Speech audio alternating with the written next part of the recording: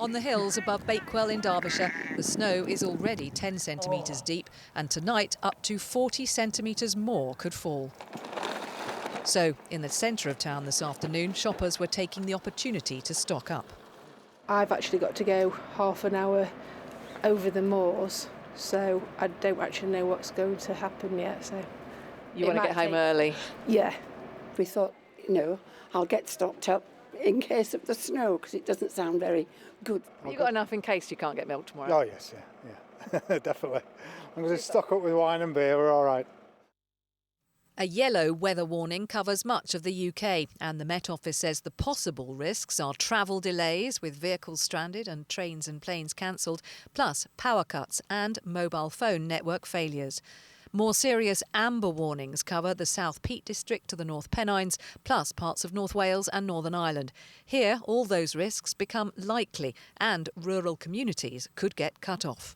At Birmingham Airport, the runway only closed briefly today, but flights from East Midlands were more seriously disrupted.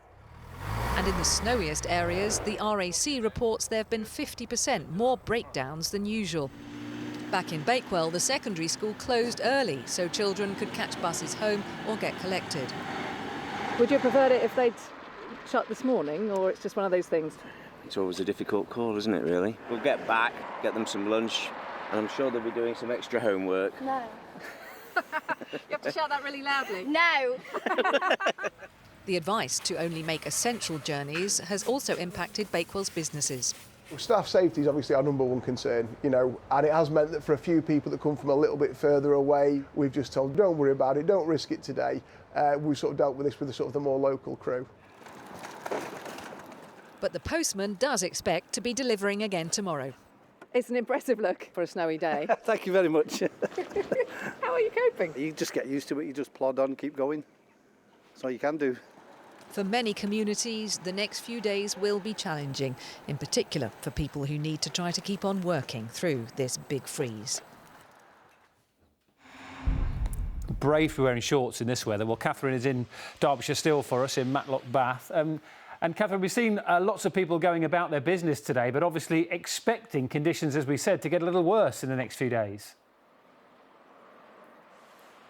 Indeed. I mean, at the moment, I don't know if you can tell, this has kind of turned into rather wet sleet, which is pretty grim. But what is to come could be a lot worse. For these amber areas, it's going to be a pretty nasty combination of heavy snow plus very high winds, and that could lead to blizzard conditions. The good thing is that those amber warnings do pass by midday tomorrow, but the cold snap doesn't. So for most of tomorrow, temperatures across the UK will barely get above freezing, and then tomorrow night they really plummet. So here, for example, it's going to be -9 Celsius.